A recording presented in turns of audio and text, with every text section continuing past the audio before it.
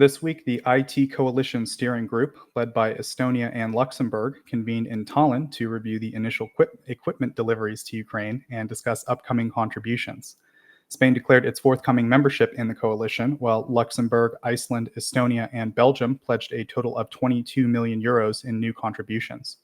Prior to the meeting, a technical session showcased the Ukrainian Ministry of Defense's new Innovation Center, with developers presenting the Delta Situational Awareness System to coalition partners.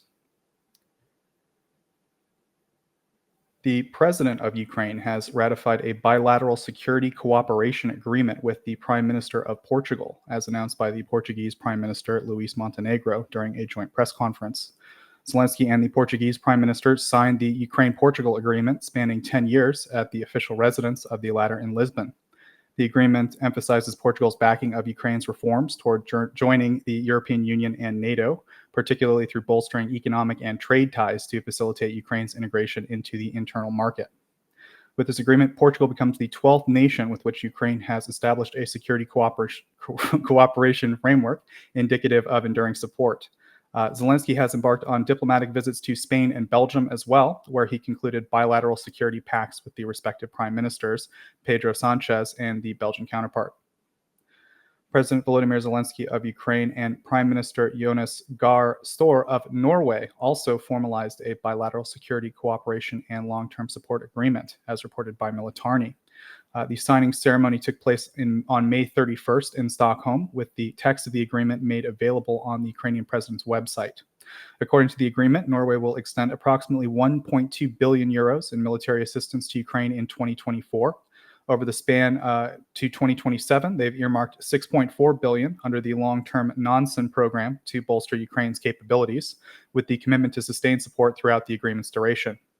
In collaboration with allies, Norway will assist Ukraine in enhancing its modern combat aircraft capabilities, including the donation of F-16 fighter jets. Additionally, Norway will play an important role in advancing Ukrainian maritime capacities in the Black and Azov Seas, as well as providing NASAMS air defense systems, equipment, and training. With this agreement, Norway becomes the fifth. So I should just mention, Ukraine signed a ton of agreements this week. So, all the reports kind of are adding numbers of total agreements. I believe 15 total, or maybe 16 total agreements have been reached so far, including, of course, the ones with the UK, France, Germany that have already been signed previously.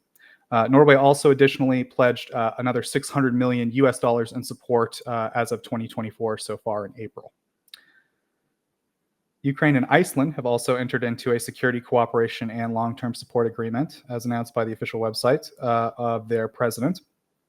Over the years 2024 to 2028, 4 billion Icelandic kroner, I believe, ISK, 4 billion, which is equivalent to 30 million USD, will ensure their continuous support throughout the duration.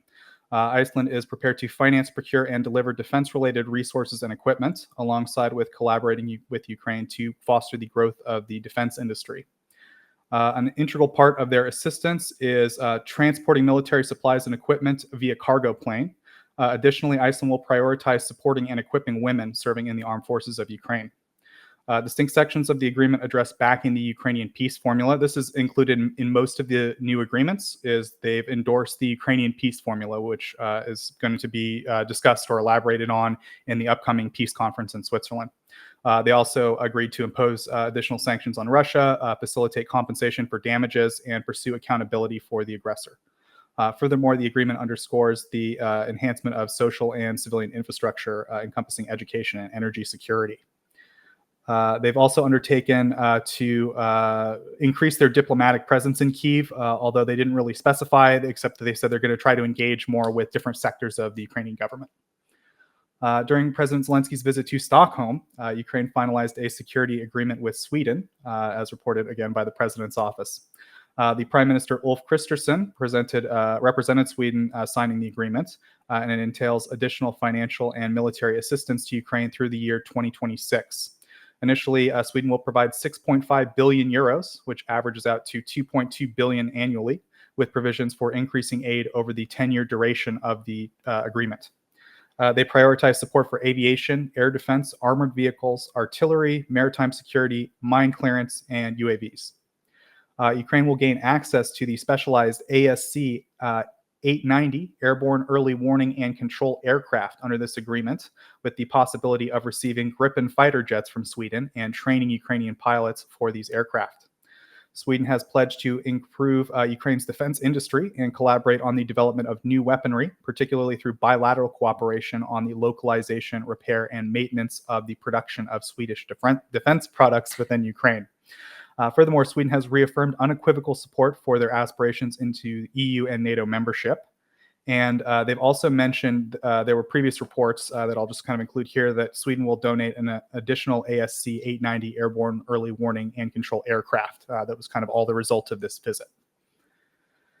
In addition, the Swedish government has offered a new aid package, which, as far as I understand, is not covered directly by this new agreement. I already mentioned the aircraft that they're going to be donating. They've also agreed to contribute their entire inventory of armored tracked personnel carriers, which is the PBV 302, to bolster the establishment of new Ukrainian brigades. Additionally, Sweden will supply artillery ammunition and resources for the maintenance of previously provided equipment, along with surplus tank vehicles from the armed forces. I assume what they mean by tank vehicles would be like things to tow tanks, but maybe they mean tanks. Jansson emphasized Sweden's commitment to support Ukraine's procurement efforts through financial backing to coalition. They have this capability coalition, that's what it's called, and there's temporary initiatives as well. So they're going to continue financially backing those initiatives. And they'll also facilitate maintenance for previously donated Swedish equipment. Moreover, the Swedish Defense Research Agency has agreed to assist Ukraine in establishing their own defense research institute. In addition to enhancing Ukraine's command and control capabilities through satellite communication terminals, Jansson has affirmed Sweden's annual commitment of 2.3 billion, which I mentioned in the previous treaty. Next topic. According to a report by the New York Times, the Pentagon aims to ramp up artillery shell production to meet the goal of supplying Ukraine with up to 100,000 shells per month by the end of 2025. Currently, the factories in Scranton and Wilkes-Barre, Pennsylvania, collectively produce around 36,000 shells monthly. A new facility in Texas is now capable of supplying an additional 30,000 units per month. The construction of the Texas facility, which cost over $500 million US, encompasses 3 production lines and is expected to create 350 new jobs. Engineered for versatile manufacturing of various ammunition types with minimal adjustment, the facility aligns with the military's modernization objectives.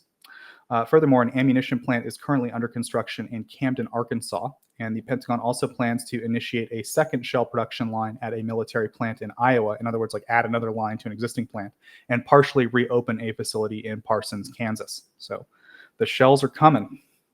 And the final topic this week, Milrem Robotics, a supplier of ground-based drones to Ukraine, has inaugurated a new facility in Tallinn. The company anticipates that the new plant will quintuple their production capacity, according to a press release.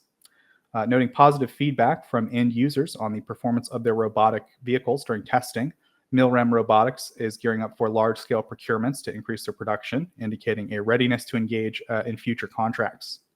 The press release highlights the increasing utilization of unmanned ground vehicles in Ukraine and emphasizes the significance of these new systems. With the new facility, they aim to manufacture 500 units annually of the operationally proven Themis unmanned ground vehicle, which is deployed in robotics programs across 18 countries currently, including 8 NATO member states. The Themis unmanned ground vehicle are actively supporting Ukrainian soldiers currently in the war against Russia, or the Russian invasion. Last year, the Edge Group, PSC, which is based in the United Arab Emirates, acquired a majority stake in the company. As a part of its expansion, they signed an agreement with the Ukrainian defense industry, which is called Ukroboronoprom, to collaborate on the next generation of multi-domain robotic defense systems. The partnership will involve Ukrainian defense firms in integrating their technologies, such as weapon systems, electronic warfare, and mine-clearing equipment, along with Milrem's robotic vehicles, which are customizable to meet the armed forces' needs. So that concludes my report for this week. I will now turn it over to Mr. German Aid to Ukraine for his report. Over to you, sir. Hello everyone. As always, I will now present the most important news from Germany regarding aid to Ukraine. On Monday, Germany's Foreign Minister Annalena Baerbock announced in Brussels that Germany will provide Ukraine with a further 60 million euros in humanitarian aid, which will particularly will benefit the eastern regions of Ukraine. On Thursday, the German Minister of Defense Boris Pistorius has pledged a new military aid package worth 500 million euros to Ukraine. The package contains a large number of IRIS-TSL missiles and a small number of IRIS-T missiles. Also included are reconnaissance drones for, quote, the battle in the Black Sea, as well as various spare parts such as spare barrels for the Ukrainian Panzerhaubitze 2000 and engines for the Ukrainian Leopard 2 main battle tanks. As part of the package, Germany will also pay 19 million euros for the refurbishment, maintenance, and repair of the 19 Spanish Leopard 2A4 main battle tanks, which were announced recently, and also contract another 100 precision rifles, which are most likely HLR 338 long-range precision rifles, of which Germany has already delivered 145 to Ukraine and plans to deliver another at least 200 additional ones in the next days. On Friday, the German government has officially authorized Ukraine to strike on Russian territory bordering the Kyiv region with all German delivered weapons and military equipment. I could say a lot more about it, but we will have a nice discussion about it later during the stream, so I just wanted to mention it very briefly.